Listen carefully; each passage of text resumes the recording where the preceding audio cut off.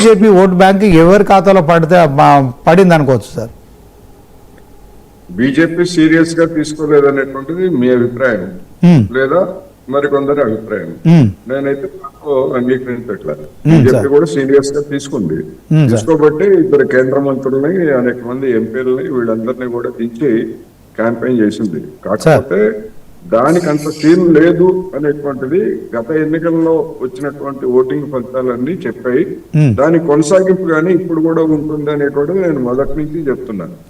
రెండోది, ఈ సర్వేలు, ప్రీ పోల్ సర్వేలు లేదా ఎగ్జిట్ పోల్స్ అనేటువంటివి ఒక జూబ్లీ హిల్స్ అనే కాదు, మొత్తం దేశవ్యాప్తంగా జరుగుతున్నటువంటి అసెంబ్లీ ఎన్నికలు, పార్లమెంట్ ఎన్నికల సందర్భంగా వెలువడుతున్నాయి కూడా. అవి అంత శాస్త్రీయమైనవి కాదు. వాటిని బట్టి మనం మన అభిప్రాయాన్ని చెప్పాల్సినటువంటి అవసరం లేదు.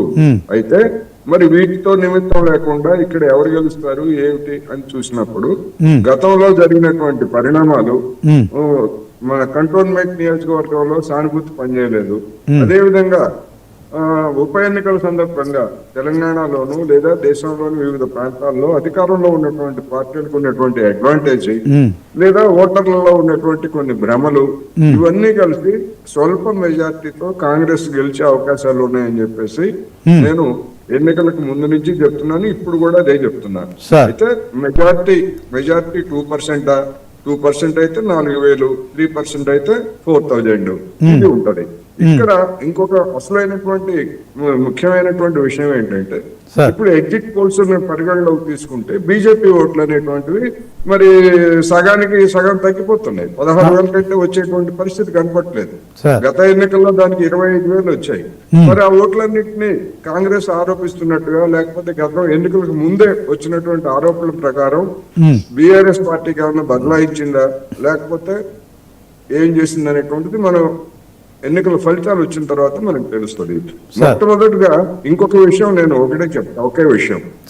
ఎన్నికలు ఫలితాలు ఎట్లా ఉన్నా, ఎవరు గెలిచినా ఎవరు ఓడిపినా, బీజేపీకి ఎన్ని ఓట్లు వచ్చినా గానీ బీజేపీకి తొలి ఓటమి పోలింగ్ రోజే తొలి ఓటమి సంభవించింది. ఎందుకు పోలింగ్ రోజే తొలి ఓటమి అంటే, నియోజకవర్గంలో ఉన్నటువంటి 80% హిందూ ఓటర్లందరూ వచ్చి ఓటు వేయాలని చెప్పేసి పదే ఆ పార్టీకి చెందినటువంటి రాష్ట్ర నాయకులు, అదేవిధంగా వివిధ ఛానల్స్ లో జరిగినటువంటి చర్చల సందర్భంగా వాళ్ళు చెప్పారు. అంటే ఓటర్లు 48% ప్లస్ చేశారు గనక వాళ్ళ విజ్ఞప్తిని కావచ్చు లేదా వాళ్ళ ప్రచారాన్ని గాని ఓటర్లు ముందే తిరస్కరించారు. ఎందుకంటే మెజారిటీ హిందువులందరూ ఎవరు వచ్చి ఓటు వేయలేదు. అందుకని బీజేపీ ఆ విధంగా మొట్టమొదటి ఓటమిని, అది రాజకీయంగా నైతికంగా మొదటి ఓటమిని పొందితే, ఇక అఫీషియల్ గా మరి ఎన్ని ఓటర్లు వస్తాయి ఏమిటనేటువంటి దాన్ని బట్టి మనం రేపు మరో సందర్భంలో చర్చించుకోవచ్చు అనేది నా అభిప్రాయం. సార్ ఇంకొకటి సార్, దీంట్లో అసెంబ్లీలో 2023లో ఇదే లంకల దీపక్ రెడ్డి 25,000 ఓట్లు సాధించింది సార్ యాజ్ ఎమ్మెల్యేగా, అంటే పోటీ చేసిన క్రమంలో. ఇప్పుడు కిషన్ రెడ్డి కేంద్ర మంత్రికి ఇదే జూబ్లీహిల్స్ నియోజకవర్గంలో 65,000 ఓట్లు పోల్ అయినాయి సార్. సో 65,000 ఓట్ల దాన్ని బీజేపీ ఇప్పుడు కాపాడుకుంటుందా లేదా చెప్పగలరు? కాపాడుకునేటువంటి అవకాశమే లేదు.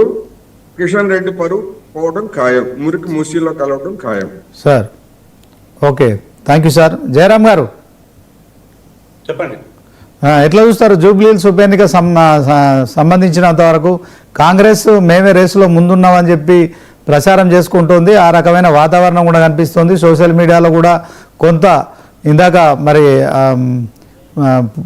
వీళ్ళిద్దరు మాట్లాడినట్టుగా అనలిస్టులు చెప్తున్న దాని ప్రకారం సో ఖచ్చితంగా 1-2% మాత్రమే ఇదొక గెలుపుకు సంబంధించిన అంశంలో పోలైన ఓట్లలో 3,000 నుంచి 6,000 మాత్రమే మెజార్టీ